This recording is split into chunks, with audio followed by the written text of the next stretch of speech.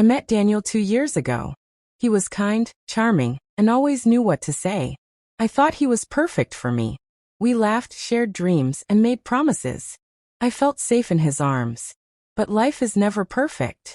After 6 months, I started noticing small things. He would sometimes check his phone and hide messages. He laughed less when I was around and seemed tired all the time. At first, I ignored it. I told myself I was imagining things. I wanted to trust him because I loved him deeply. One night, I saw a message from a woman. My heart stopped. It said, "I can't wait to see you tonight." I froze. I felt my world shake. The man I loved, he was seeing someone else. I wanted to run, scream, cry, but I stayed silent. I needed proof, but I did not want to confront him yet. The days that followed were painful. I watched him from a distance, noticing secret calls and messages. I felt betrayed. My trust was broken. I asked myself, how could he do this to me? I remembered all the promises he made. "I will never hurt you," he said.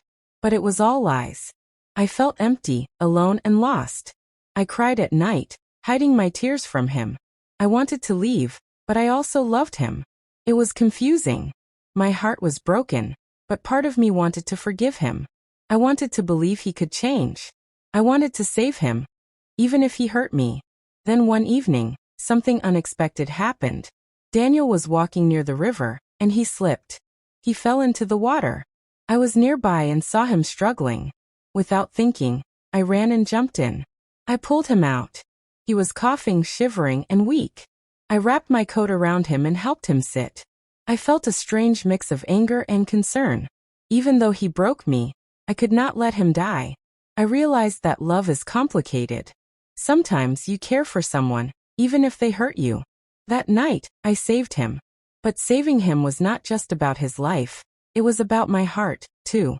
I needed to understand why I still cared for someone who betrayed me. After that night, Daniel and I sat on the riverbank. He was silent, looking at the water. I wanted answers. "Why?" I asked softly. My voice was trembling. He looked at me with guilt in his eyes. I made a mistake," he said. "It was only once. I didn't mean to hurt you." I felt pain and anger at the same time. A mistake? Do you know how it feels to trust someone completely, only to be lied to? I said. My voice was quiet but strong. Daniel stayed silent. I could see his shame. He was afraid, and I realized something. He had no excuse. I could forgive him if he was honest, but he was weak and scared. That hurt even more. Over the next days, we did not speak much. I felt confused.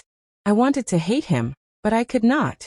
I wanted to leave, but part of me wanted to stay. I realized that love is not just about happiness. It is about pain, forgiveness, and choices. Then one afternoon, Daniel called me. He sounded desperate. "Please, I need your help. I made a huge mistake at work. I might lose my job. I don't know what to do." I hesitated. My heart screamed, "Don't help him." But my mind said, "Maybe this is your chance to heal too." I decided to help him. I gave advice, supported him, and stayed with him through the difficult days. Slowly, he started to open up. He admitted all the mistakes he had made, not just in his job, but with me too. I listened. I cried. I felt the old pain, but I also felt something new. I felt power. I realized that even if he broke me, I still had control over my choices. I could save him, but I could also walk away. Helping him was not just about fixing his life. It was about understanding my own heart. I learned that forgiving someone does not mean you forget. It means you accept reality and decide how to act. Over the next few months, Daniel began to change. He was honest with me. He stopped hiding his phone, stopped lying about small things, and showed me that he wanted to be better. I watched him and wondered if people really change. Sometimes I felt scared. What if he betrayed me again? I asked him this one evening. He looked at me and said, "I will never hurt you again. I promise. I love you truly." I wanted to believe him, but I was careful. My heart had been broken once, and I did not want it to happen again. But I also noticed something about myself. I had grown stronger. I no longer depended on him for happiness. I could live with or without him. That gave me courage. We started spending time together differently, not as lovers who blindly trust, but as two people learning each other's hearts again. We talked about feelings, fears, and mistakes. I forgave him for what he did, but I never forgot. That memory was a lesson. One day, Daniel thanked me. "You saved me, not just from the river, but from myself," he said. I smiled quietly. I realized he was right. By helping him, I also healed myself. I learned that love is not about perfect people. It is about imperfect people choosing to care for each other. Yet I was careful with my heart. I loved him, but I was no longer naive. I knew love is a risk. But I also knew that saving someone, even if they hurt you, can be powerful. I could have left him, but I chose to stay. Not because I needed him, but because I wanted to. Years later, I still remember that night by the river. I remember the fear, the pain, and the anger. I also remember the strange warmth I felt when I saved him. That act changed both of us. I learned many lessons from this experience. First, love can hurt. Sometimes, the people you trust the most can betray you. But betrayal is not the end. It can be a beginning if you learn from it. Second, forgiveness is not weakness. It is strength. I forgave Daniel, but I did not forget. Forgiveness allowed me to help him, and it allowed me to grow. Third, saving someone does not mean you lose yourself. I could have drowned in my pain, but I chose to act.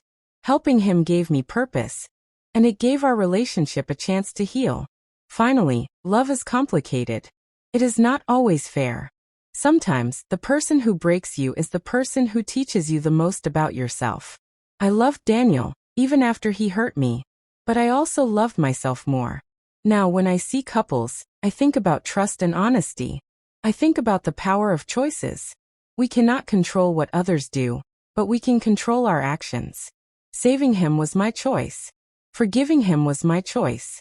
Learning from pain was my choice. And those choices made me stronger. Love is not perfect, but it is real. I saved the man who broke me. And in doing so, I saved a part of myself too.